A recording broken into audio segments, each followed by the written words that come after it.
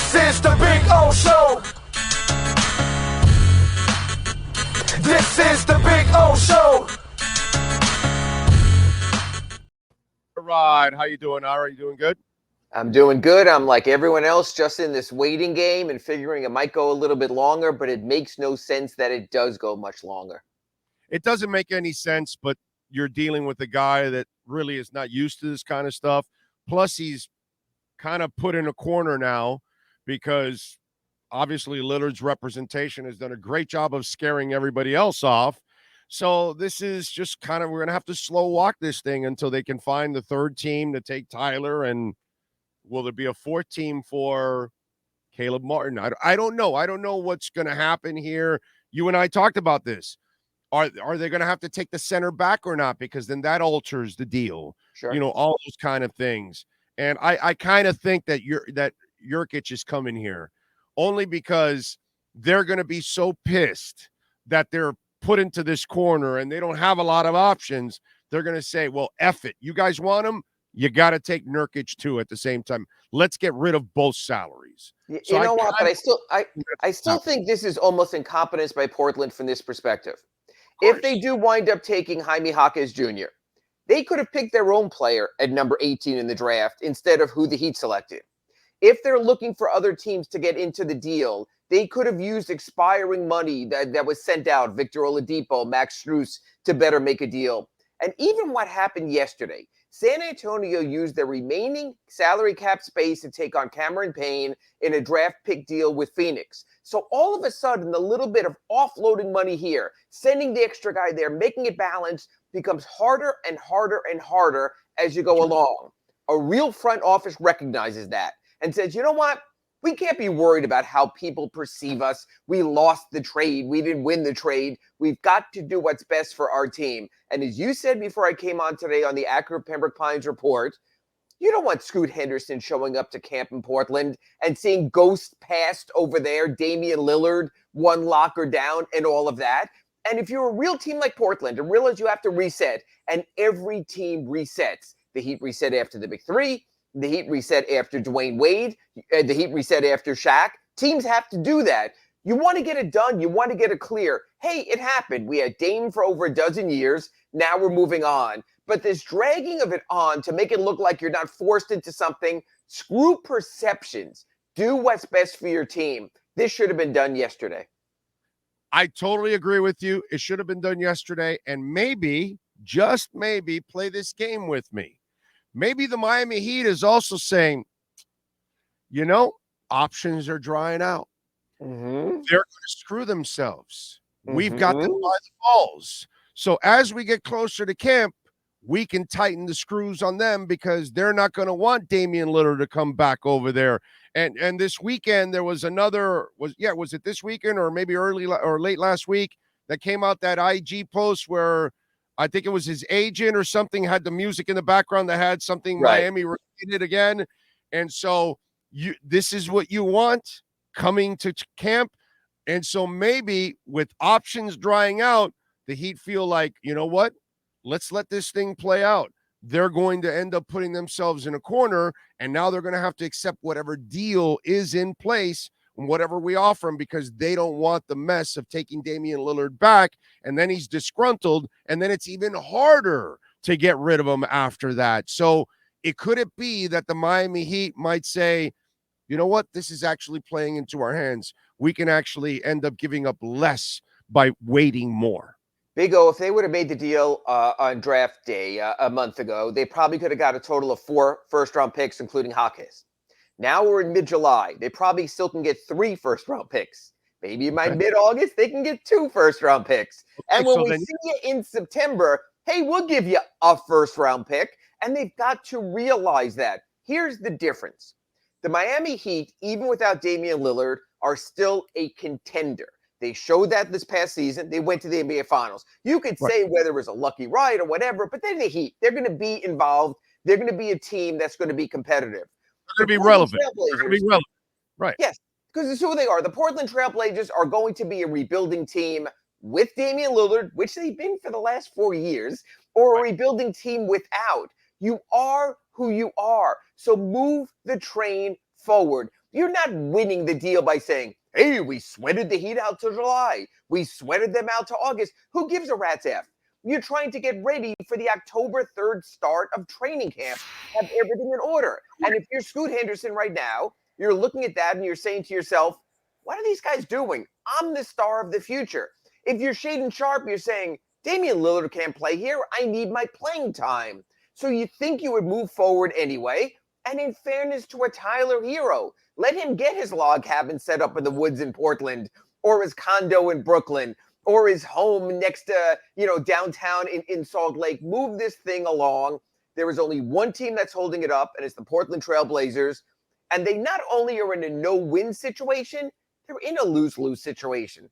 So take your L gracefully and just accept that, hey, every NBA team has to take this turn at some point, just like the Heat did with Dwayne Wade and some of their other legendary players. Hey, listen, man. Several years ago, Alonzo Mourning ended up with a kidney ailment. And in the final 2 years of the deal, if I remember correctly, he made somewhere in the neighborhood of $55 million. Barely played and was a free agent. And Miami was in the middle of a rebuilding. And it wasn't a trade, but then Zoe left to the Nets. Correct. Because the Nets actually were building something that people thought maybe they could be, a contender. I know it didn't work out, dissipated. Then he went to Toronto, and that was a mess and all that stuff. And karma has it where he comes back in 2006 and actually is the most important defensive center in that series because he really changed, defensively that series, and he helps you win. But the Heat gracefully at that time, all they did was wish Zoe well. They probably hated him to go. They wanted him to stay for the rebuild, but Mickey Harrison wished him well. They took the high road.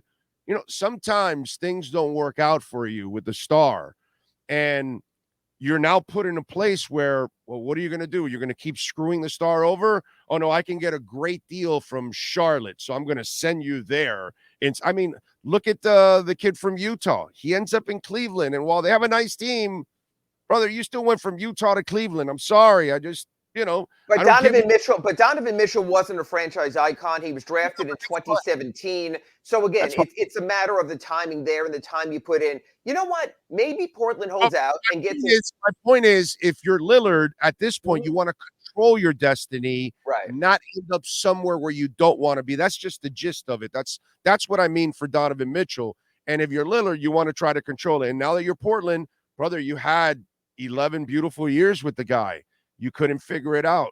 I'm sorry. And by the way, this gym's been there, if I'm correct, 17, right? And in a secondary role until they had to move Neil Olshey out because of the investigation they did there. So here's the deal. Let's say they wait and they get an OG Anunoby, and an Obi in September. And Damian Lillard goes, I can't believe after all I did for this team, you're sending me out to a foreign country. I have family, I have kids, I have a home in Miami. You're doing this to me. Is that how you want it to end? Now, if you're a cutthroat MFer like Bill Belichick, who will send out a player after a week after winning a Super Bowl, that's fine when you have all the rings to show. But when you're this franchise that's been in the wind ever since making the finals against the Bulls, winning the championship under Dr. Jack Ramsey, and you cast yourself as the familial team, it's a different element there. I don't think Joe Cronin can pull off being an MFer and saying, damn it, we got what we want for our franchise because I'm freaking Joe Cronin and it's going to work. It's not. He doesn't have that cachet of even a Pat Riley. It was awful with Dwayne Wade what happened when he went to Chicago. And Mickey apologized and Pat apologized and realized they didn't handle it the same way. Pat, I should have been in the room. To take a hardline stance here is a bad look because Portland, there are certain teams that are cast themselves as we are a familial team. The Heat are sort of an MFer team. They'll just play to win and let you know right away. They'll do what they have to do. That's the difference there. When you come here, you know that. When you come, you're using them to get better. You're using them to get the next contract. You're using them to win. Well, you know the relationship. Yeah, we'll get you better and all that. But if we want to get better and we got to move you, we'll move you. Or even, we will trade you, Eddie Jones. We love you. We will trade you, Goran Dragic. We love you. We will trade you, Josh Richardson. We might bring you back one day. So it's all made clear along the way. Portland's a little bit different of an animal. That's their one major league team, with all due respect to MLS, and I know you said they'll grow, but for now, Portland is the Trailblazers. That's what the NBA has done very well. Utah is the Jazz. San Antonio is the Spurs. Those are cast differently. Those are cast as community relationships where the players and the fans come together. Here, fans can leave for the Panthers, leave for the Dolphins, leave for the Marlins. They have choices. It's a different type of market. For Portland to handle it this way is a lot different than for James Dolan or the Los Angeles Lakers or Bomber or another major market team to handle it. Even the Reinsdorfs, who won't spend money in Chicago and go into the tax. They are that type of team. Portland's different. It's just a really bad look for one of the great familial, community-wise franchises in the NBA for the Portland Trailblazers to drag this out. As you said, apparently they will. Well, considering the progress they made in the last 20 years, you don't think 20 years from now, MLS could be the third team, third sport in this country? Because I heard you coming on, and the first thing I did is I went to worldsoccerrankings.com, and the MLS is ranked no better than 18th anywhere. And the quality of play has to come up because you know what? Americans know. By the way, they do have the 15th, 16th, and 17th most expensive teams in the world.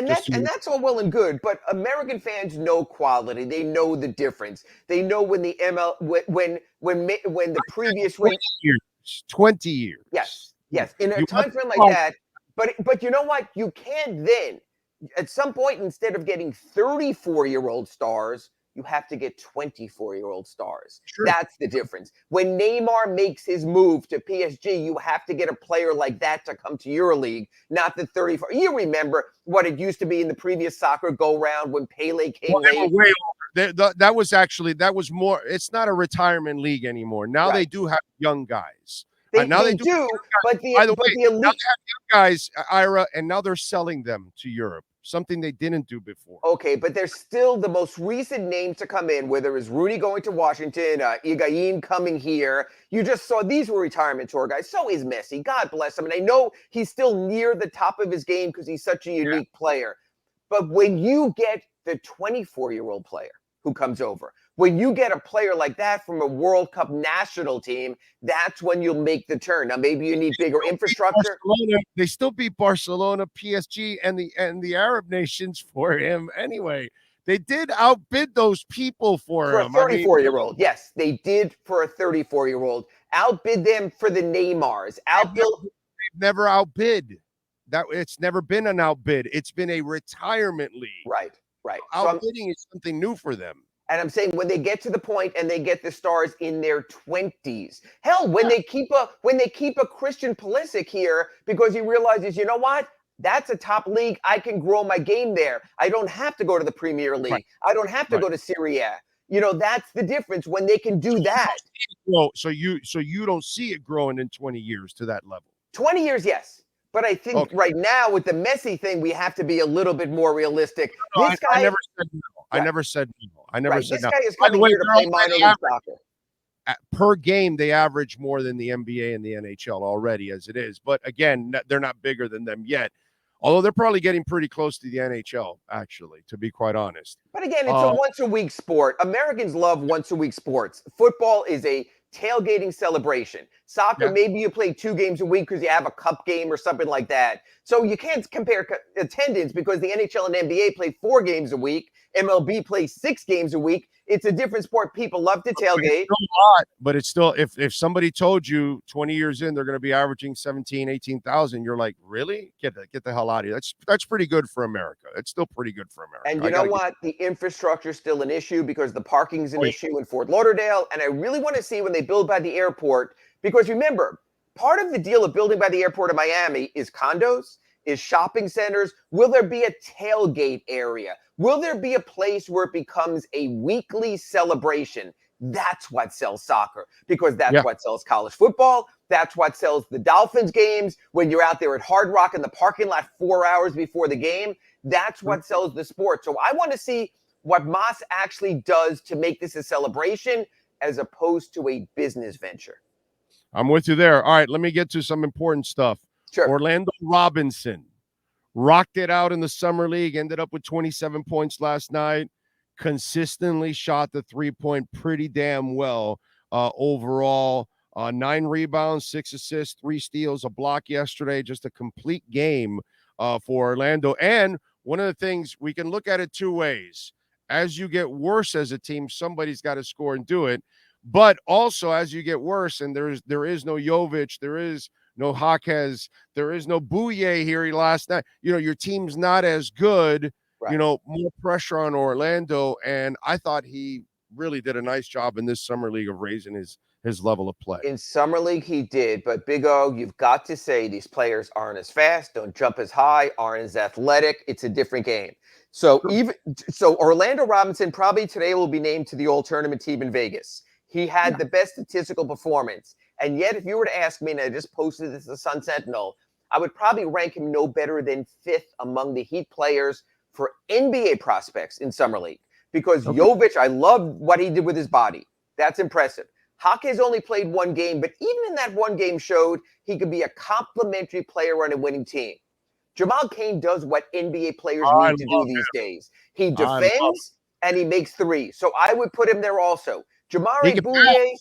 He can pass too, dude. And he moves the ball. Jamari Bouye, Jamari Bouye, who you liked last year. It's been a long time since the Heat had a speed guard. That could be intriguing also. So I would put Orlando Robinson. I like that Bouye limited his turnovers by the end of the summer league because he was turning it over a little too much early on. And the assists, 9 assists, 10 assists. He could play point guard. So I'd probably put Robinson right about tied for 5th or so with, I thought, Peterson and what he did. The kid out of USC who went undrafted for this reason. Not physical enough. I think he needs to build up that body. And he does. And maybe on a two-way. But you've already lost Max Strus, and if you have to lose Duncan Robinson in a Lillard deal, you're going to need that shooter, that outside spacing threat. He's intriguing. So Orlando Robinson, as a third-string center, maybe another two-way. As a developmental guy, no issue with that. You always have to keep Summer League in perspective. But for me, when I looked at Summer League, Jovic encouraging. Jaquez brief but encouraging. Cain really intriguing. Bouye really interesting. Again, this is what the Heat did. They gave us 2 weeks of meaningful summer development basketball to create interest going into October. Another successful summer league. Some other guys you see, they run out a bunch of bums. They say, whatever, we're going to blow this off. The Heat always makes it something meaningful. Credit to them. Yeah, Jamal Cain can shoot the three. He can rebound. He's tough. Mm-hmm. And let me tell you something. You look at his body and you don't think that he can play, physical and tough in there, and he does. I really, since last year when he came in late in the summer league, and then from there on, he has done a really, really nice job. Matter of fact, I sat next to Keith Askins in Vegas, and I told Askins, and I told him that, and I told Keith, I said to him, you know what? I want this kid to turn into you. I want him to be you. If Jamal Cain becomes Keith Askins, he's got more skill. He's a much better ball. I don't want to tell that to Keith that he wasn't his skill, but yes, I agree. Yeah, I really like Jamal Cain. There's something about him. Yeah, like I totally agree. Like that, like he's fearless. You know what I mean? There's something about him. He's not afraid of the shot. He's not afraid of the tough pass. He's not afraid of the rebound. He's not afraid to defend. I mean, just everything about Jamal Cain. I'm a huge, huge fan of that kid. So who do you got today? The Rockets or the Cavs? You know what? Here's something to watch if you're a Heat fan that's interesting. Cam Whitmore was supposed to be a top 10 pick, a lottery pick out of Villanova. There were personality questions. There were injury questions. He slipped and slipped and slipped. I was sitting in the draft room with some of the Heat people, and I said, wow, he's going to get to us. And they're like, come on, he's a lottery guy. Yeah, we got Karan at 10 because he slipped. You got Justice at 10 because he slipped. This will never happen. He was there for the Heat. So when you watch the Houston Rockets tonight play the Cavaliers in the championship game of the Vegas Summer League, keep an eye on Cam Whitmore because he could become the one who got away, just like Devin Booker 13, Justice Winslow number 10, like that. So I always look at the players the Heat bypassed. Cam Whitmore has been very good. Again, in perspective, people, it's just Summer League. But I think that'll make tonight's game in Vegas, the championship game, worth looking at. By the way, did you get to see the biography Goliath on Wilt Chamberlain? I want to watch the whole series together. I know it debuted last night on Showtime, so I will watch the multi-part series, but I heard it was very good. I've contended from the get-go. It wasn't very good. Oh, it wasn't? Was exceptional. Okay. And I'm glad. And I've always told people this. When people ask me the greatest player of all time in the NBA, I say Wilt Chamberlain. Because back in his time, Big O, people would say, well, he's just bigger than everyone. Well, we have seen in a half century since, there are plenty of players who are bigger than everyone. Basketball is more about height. He could shoot, he could pass, he could defend, he could do so much. He just didn't have the talent around him that Bill Russell had. We now know in the NBA, you could be Karl Malone, Charles Barkley, John Stockton. You could be a player like that and never win a championship, and you could still be great. Wilt was that great. Oh, yeah. Until that Laker team, that's the team that when Riley got him, when they got him to pass, and they said, you don't have to score, and that's all he did was pass. He refused to even look at the rim. Then they ripped him for not scoring enough because he his was whole too career.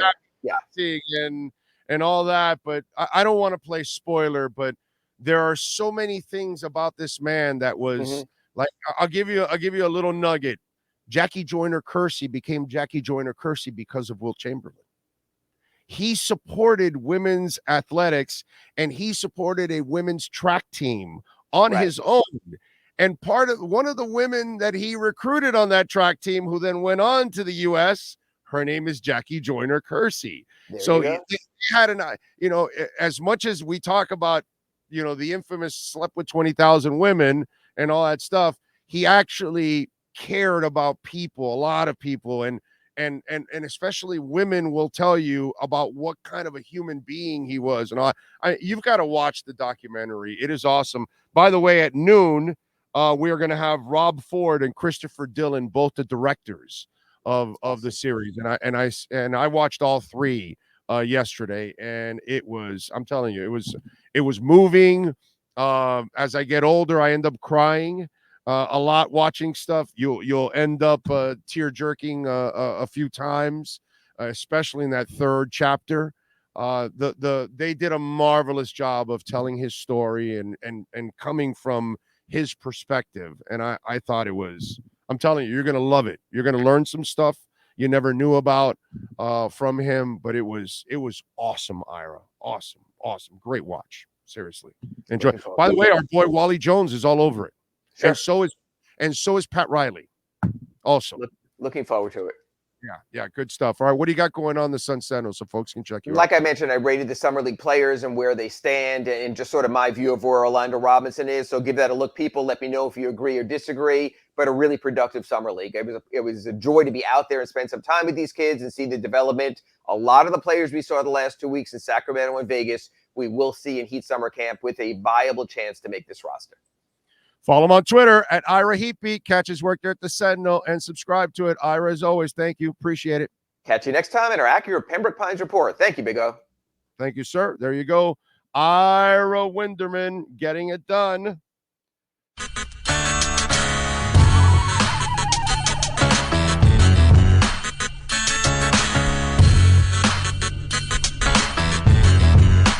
This is the Big O Show. This is the Big O Show.